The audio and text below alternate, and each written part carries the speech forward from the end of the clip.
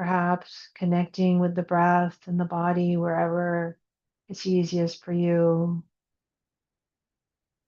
For others, it might be the place of contact where your body connects with the earth beneath you, or the hands as they rest on your legs.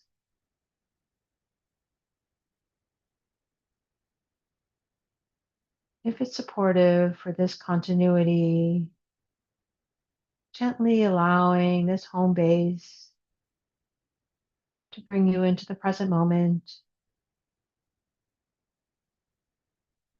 The mind will do what the mind does, get lost in thought, memories of the past, plans for the future, imagining, lists, all sorts of adventures in the mind. No problem, just what the mind does. And as we practice for this time, whenever you recognize the mind is lost in stories,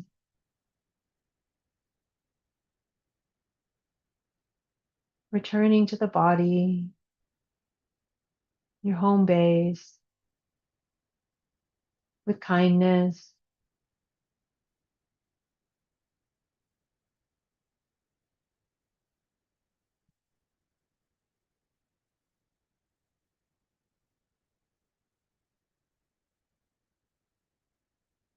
invitation to practice in a way that's supportive for you right now, cultivating this quality of loving awareness, friendliness, being present for whatever's arising.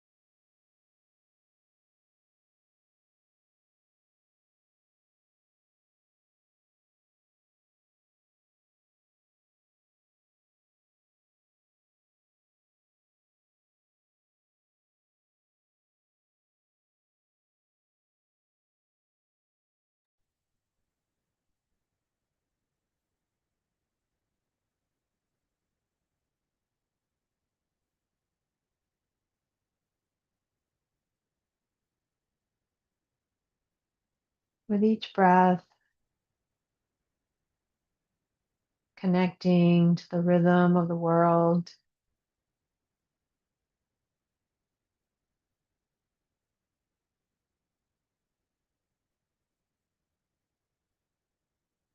feeling the play of the breathing body, each inhale and exhale, the rise and fall of the belly,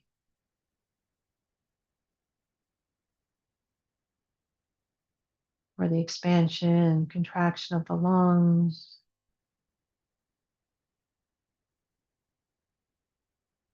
or perhaps the sensation of the whole body breathing.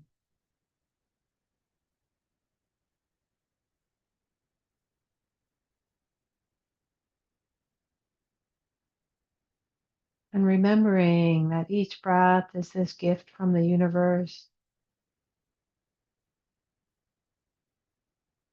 And in return, we are in this web of mutuality,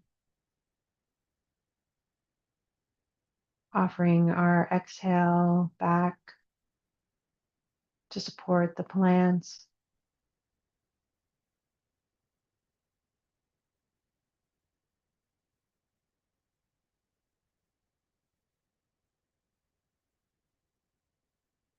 Meeting ourselves with as much kindness as possible in each moment.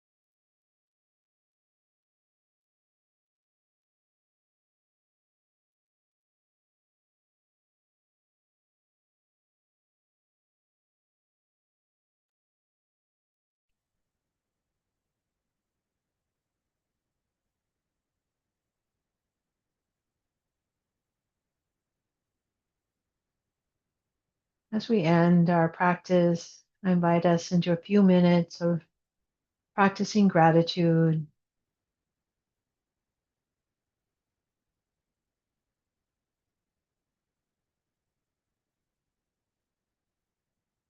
If it feels appropriate, inviting you to take a moment to appreciate yourself, appreciating yourself for showing up for this moment of practice, of self care, community,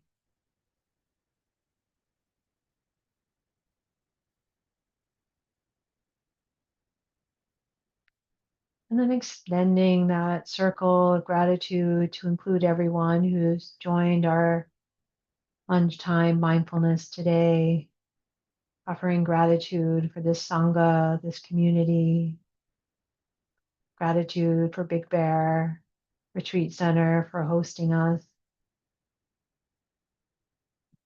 How wonderful it is to find others to practice together.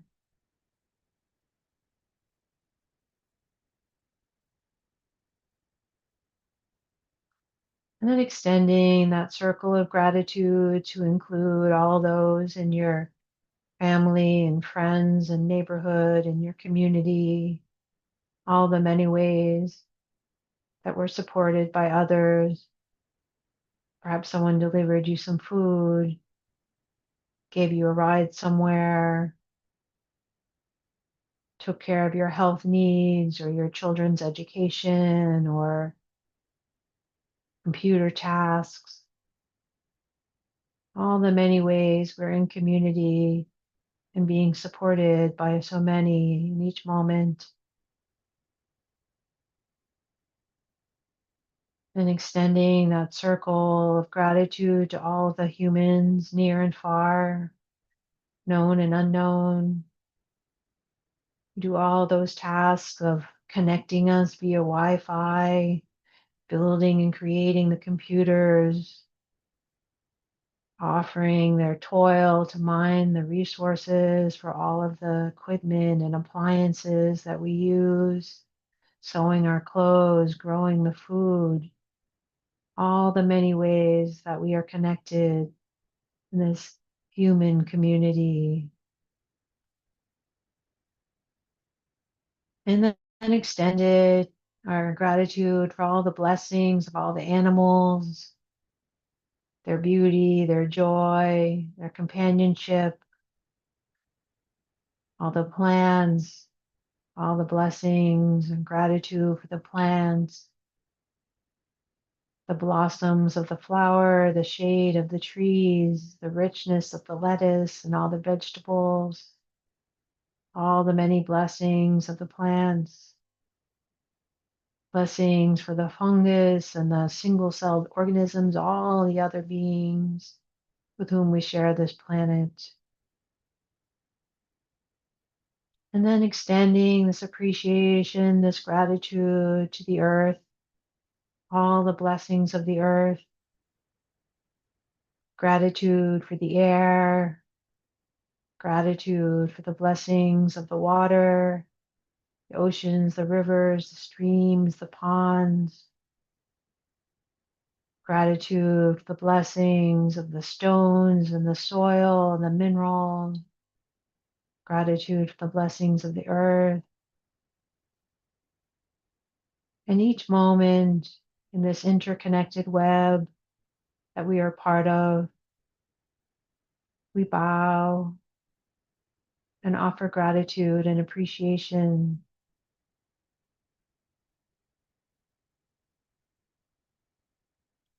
And as we end this meditation with a bell, I invite you to just pause and offer gratitude in any way that feels supportive for you as you listen to the bell.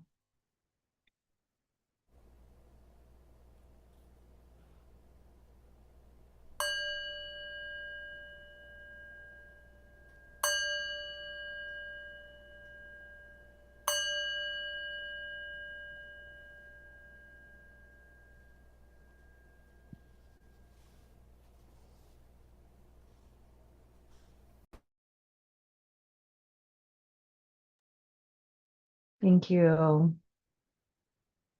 Thank you for joining me in that practice. Thank you, everyone.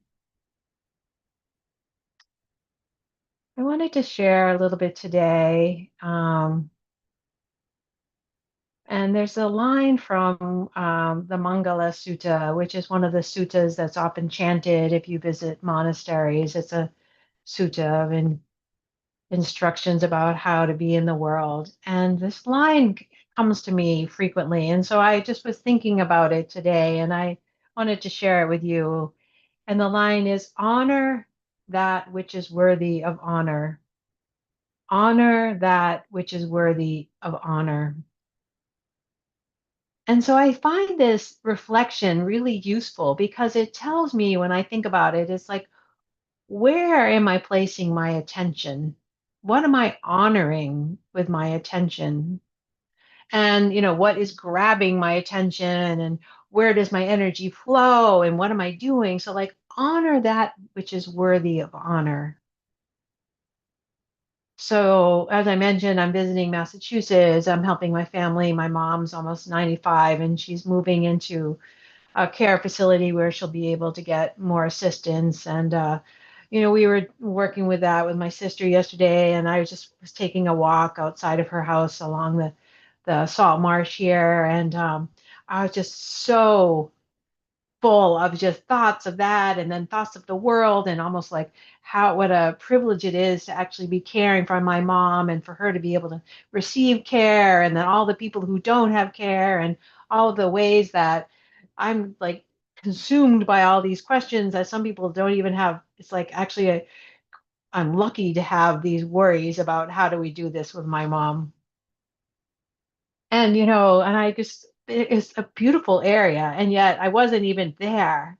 And then all of a sudden I was walking and I looked up, and along the telephone wires, there was this spider, like way up above me, like 15 feet. There was a spider. It wasn't even a huge spider, but there was this little spider that was like making a web between the telephone wires.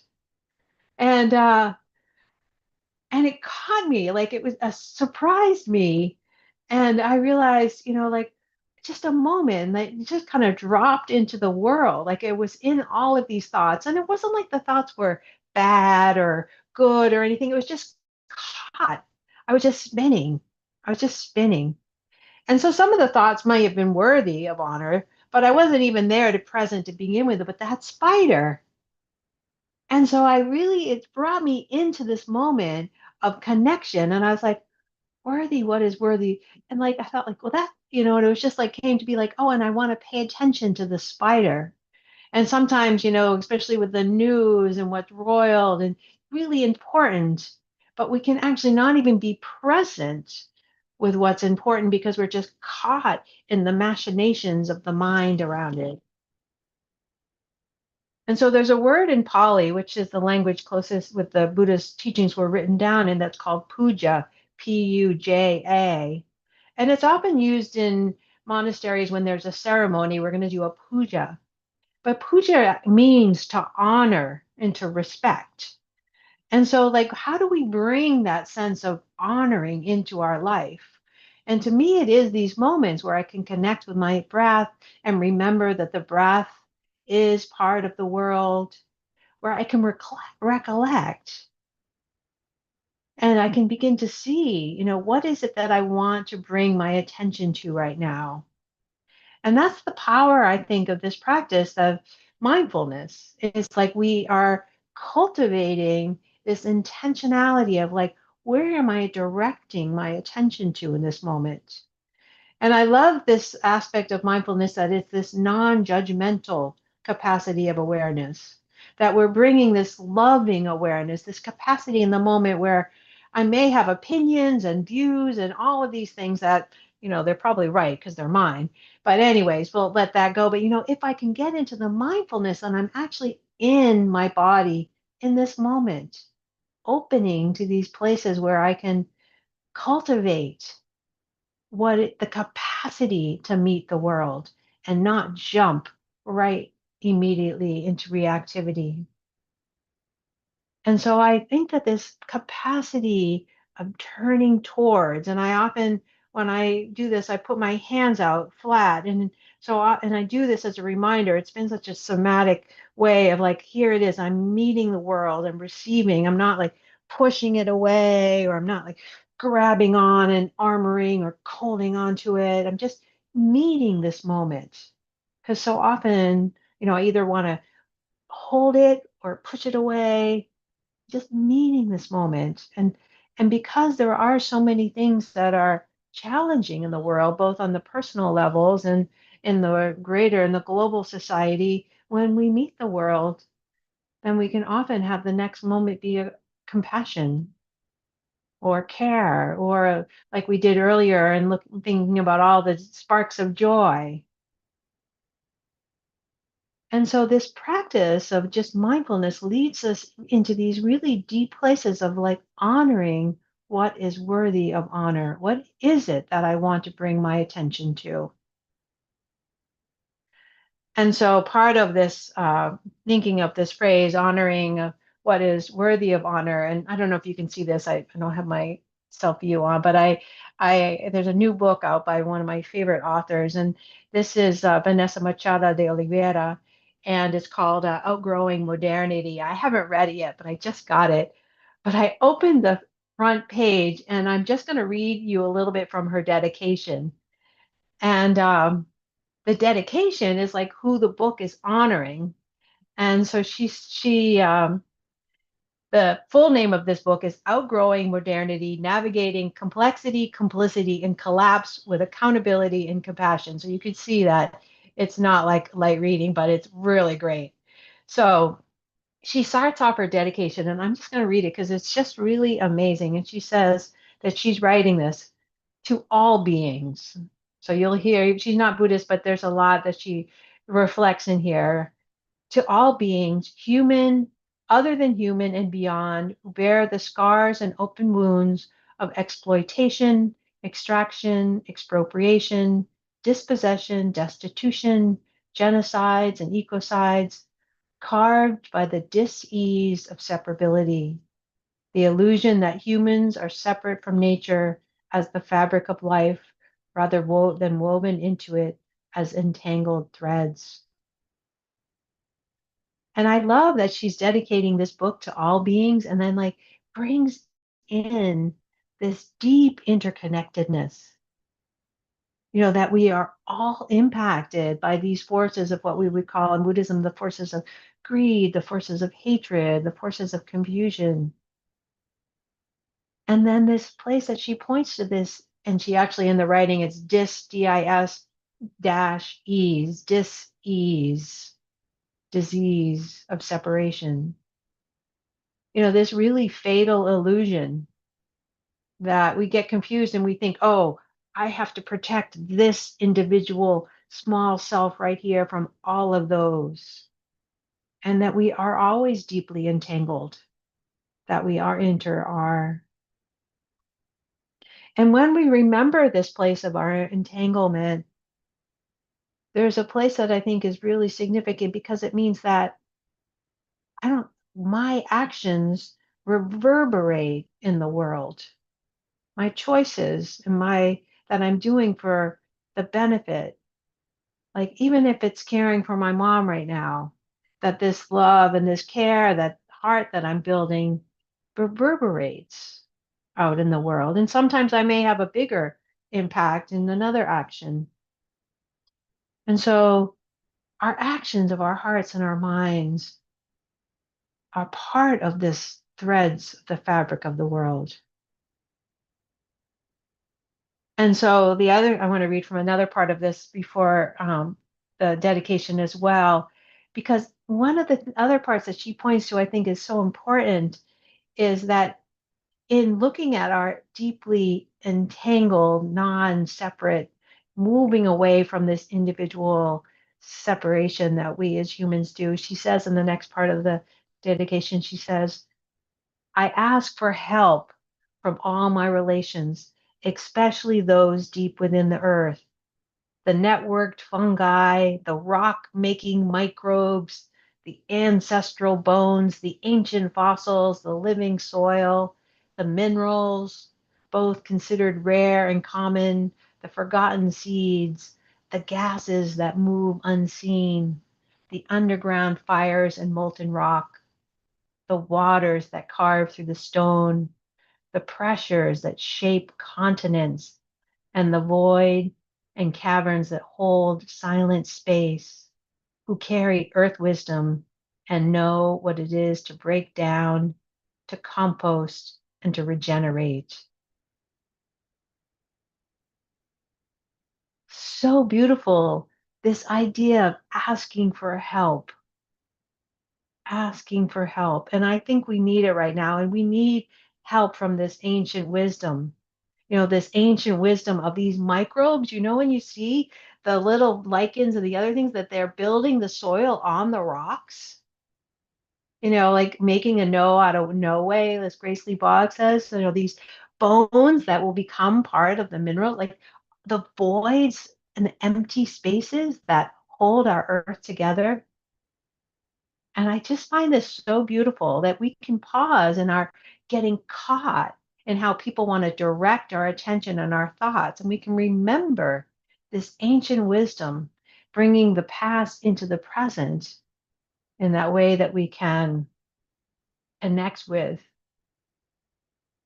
Thich Nhat Hanh, as you probably have heard, invites us into that the understanding of inter-are, this interbeing, that we inter-are with each other. And so it's from this place of understanding that we are, that we know that this cultivation of our mindfulness, of our compassion, of our appreciative joy is for the benefit of all. That we are doing this out of compassion for the world, as the Buddha says.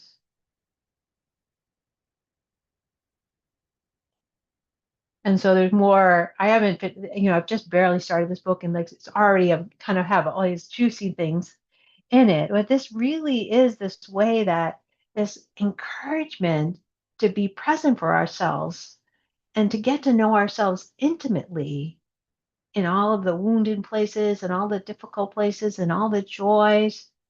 And in doing so, to remember our interconnectedness with all is such an amazing way that we can do this practice of honoring what is worthy of honor, not to get stuck by the reactive mind that will take us on and spin us on these journeys. So we can honor the difficulties and cultivate the wisdom to have this clear seeing. And so in this way, we hold the wisdom of the natural world of which we are a part, that we're not separate from, and allow ourselves to be permeated by our learnings and this cultivation of being present to meet all that is in our lives with as much care and joy and compassion as possible. So thank you. Thank you for your kind attention. I wanted to invite us into time for some community reflections. So we have this little over 10 minutes to share here. And, how is it for you right now? Are you able to find this nourishment in your communities, in your practice? Are there places that are challenging? Um, Thank you for Susanna. I was just going to say, raise your Zoom hand, so that way we can see who's gonna who's in line. And please, and uh, I think you can unmute. Thank you. Hi, thank you so much for that meditation, and I appreciate your words. I want to look at that book myself. That sounds really good. Um, I think something I've been struggling with because the world is in so much tumult right now is, normally in a guided meditation, I'll hear the words, nothing to do, nowhere to go, resting in awareness. And the moment I come into awareness, it's not feeling restful anymore. I feel like the moment awareness comes and I feel everything in my body that's responding to everything that's happening in the world doesn't feel restful. And so I was just wondering if you have any thoughts on that, like how to bring more compassion to the awareness that just feels really in tumult with everything that's going on. Hmm. Yeah. Well, I don't know if you have heard about that image that, and I used to work with kids and we would make those jars, those shake up jars. And then and so it makes sense. I mean, the world is we are on that agitation cycle. So when we pause, sometimes that's part of the reason why we want to stay agitated is because we don't even see it. Because then we could just kind of still be, and then when we pause, we actually is not that we're more agitated, it's actually then we recognize that we are agitated. So exactly what you're talking about, that inclination towards compassion, be like, wow, honey, you really are agitated, not to make ourselves get a certain way. and and the practice, and I will say the practice of gratitude, I think is so helpful because with the negativity bias we've been trained in, that we're trained to be like, what is wrong right now? The tiger is going to eat us. We need to know that, but now we're just like looking out for all of those wrong things. And so when we train in gratitude and be like, I'm breathing, wow, thank you. Thank you for the breath. And so the gratitude practice, and it's not a covering over, but it's an opening up to what's present. So it's like, yes, there is this and this too. There is this and this too, the both and. So I think the both and is a really good way because we're not trying to deny what's going on. We're just trying to support ourselves. And it's it, it's and because it's and it's just like the breath. Sometimes we're inhaling, so sometimes it's energizing, and then sometimes we're exhaling, and there's the release. And so it's not always the letting go. So I hope that's helpful. Yeah, I think even just breathing can feel hard sometimes. I hold my breath a lot. I don't want to Okay, take a yeah. deep breath. Yeah, Uh-huh. because I feel like my feelings will become overwhelming if I breathe too deeply. And so I'm trying to just kind of like rock a little bit, try to kind of Mm-hmm. follow my Mm-hmm. thoughts, with, detachment. But I Yeah. like what you said about gratitude and trying to hold both and like I can feel a sense of agitation and compassion at the same time or gratitude at this. Mm-hmm. So I like that a lot. Thank Yeah. you. Yeah. Oh, great. Thank you. Yeah.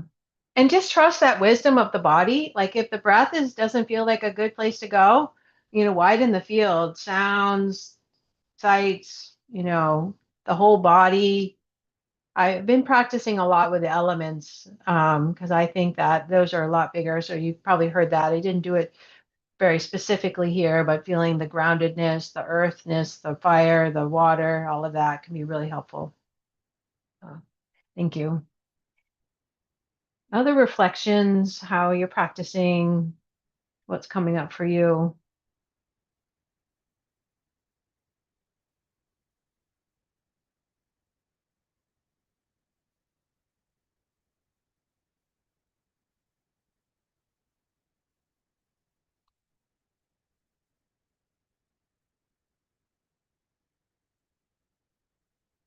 Oh, please, Chaplain Chuck. Title. I didn't mean to use my title. Whoops. I have found that Throw it out. when my stress level goes up, um, it's just so hard to be in the discipline of practice. And I want an answer to that. So I'm wondering if you have, I mean, I know that like the practice is what we need when the stress is high. Like that's what we're practicing for, is for these times when life presents that which we want to be want to push away, right? The challenges. Mm-hmm. Um Mm-hmm. and it just, yeah, I don't know. I'm grappling with that right now. I've got like a layer of grappling with my practice. So I Mm. don't know, pro tips, any words of wisdom? All right. I'm just gonna say something that you can take or leave. Lower the bar. Lower the bar. Lower the bar. And that means like, what is practice? Did you breathe once? Like lower the bar. Was I aware of one breath? Did I feel my feet for a moment? Did I, when, like other practices that are relational, like I feel like our relational field practices are so important.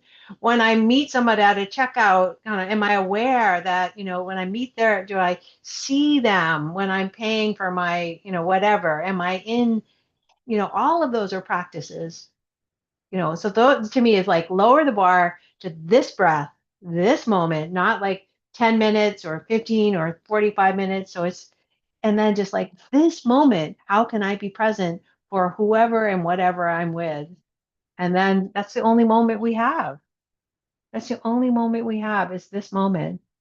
And so I think to me, it's lowering the bar because, I'm projecting into the future all the time. And so in lowering the bar, I'm just like being right here. What's the best I can offer in this moment? So I don't know if that's helpful or not. Or does that feel like giving in? No, that's really helpful. Thank you. Yeah. Yeah. And I do think the relational piece is so important. And I include all the natural world in the relational field. And so, like, talking to the trees and the spiders and as well as the humans is really helpful. The water, the air, we need them all. So, yeah.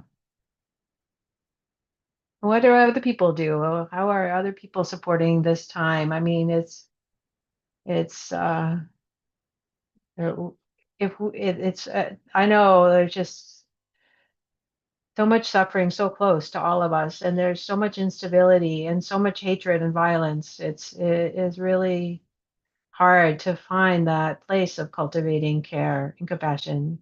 Can feel very irrelevant in some ways, but I feel like it's this way that we can look into, like, as Vanessa Machado says, like even the ancients, just like that helps me to remember all of the ancient wisdom that helps us. So, what else? Anything? I just want to thank you for that lowering the bar, what you just said, because I've been feeling anxiety. I was out there and, I take a couple of breaths and then my mind would wander and, I take a couple and I was just like beating up on myself for that. So, I do meditate in the morning for 15, 20 minutes and I'm on a streak, but, I keep doing it.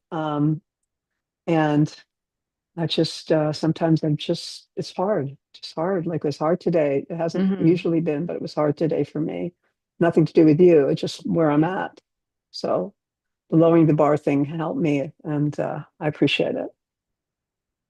Yeah, yeah. I mean, I think the thing is that, this place of asking for help, for putting ourselves in the compost bin, for doing all these things that we think look messy is so essential. Because if we keep doing the same thing, we know the outcome. But if we put ourselves in the mess and be like, knowing that it's messy, knowing that it's compost right now, like it allows the potential for, this emerging and unfolding that is rich. I mean, it might not feel comfortable, but it's really rich. So I think in my mind a lot when things are like I just pick myself up and I just put myself in the compost bin. It's like you need more. You're not done yet. Whatever your thoughts are these, habituated conditions, like and thinking about all of the conditions of, white supremacy, of settler colonialism that I'm just continuing on and then manufacturing without even realizing I'll pick myself up, put myself in the compost bin and being like, you're just trying to be on that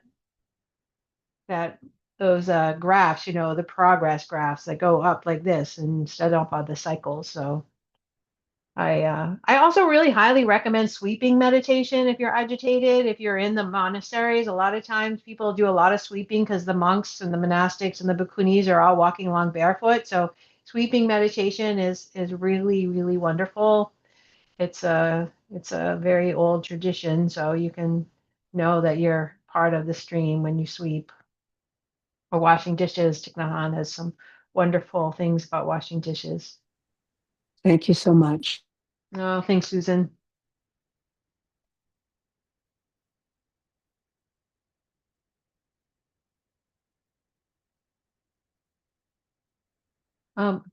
Marianne, please.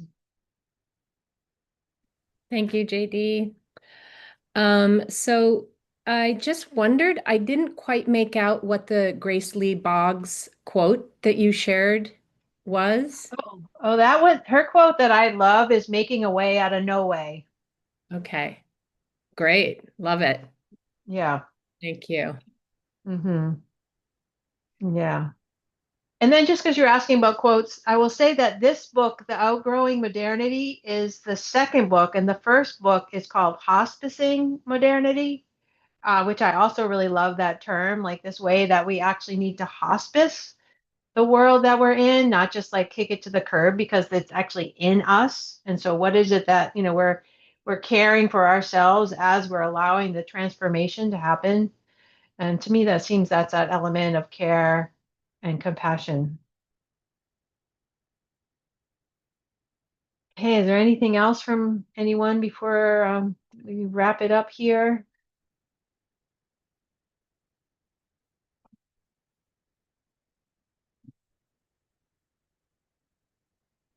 All right, well, thank you all. And then I have a few announcements and then we'll dedicate the merit. All right. Thank you, JD. That was wonderful.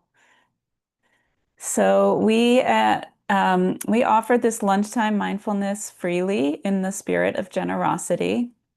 And BBRC is not tied to any lineage, but we embrace the Buddhist practice of dana, or generosity, as a way of deepening into our interconnectedness.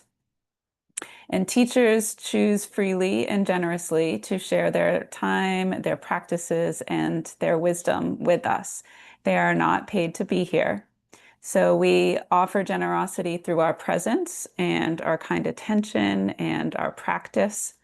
And we also offer generosity through financial support if it calls to us. So if you have benefited from this experience with JD today, I will invite you to donate to JD's Venmo or PayPal, and I will put that in the chat. Anything that you are able to offer is gratefully received. And let me put that in the chat, and I'll also read it out loud for anyone who is live streaming. So JD's contact info is heartmindteaching@gmail.com. Website is heartmindteaching.com. And Venmo is at JD-Doyle-3. And PayPal is paypal.me/DoyleJD. So I also wanted to mention JD has a retreat at Big Bear coming up in October 18th through 22nd. I'm going to put that in the chat as well. You can find the information for that on the Big Bear website. The retreat is called Loving Nature and Finding Joy. And we just want to thank you for being here, for attending this week's Lunchtime Mindfulness. We're here every Wednesday for connection and community. And we hope to see you again. Thank you all for being here. Oh, thank you so much. Yeah, I would love to. There's still space in the retreat, Loving Nature and Finding Joy. So if you're able to come and join that, that would be lovely. If you have any questions, please let me know. And let's just take a moment to dedicate the merit. And this is one of my favorite practices because it is that one of these places that we can actually implement and remind ourselves of what we're doing now is, might be like, oh, I just really needed this.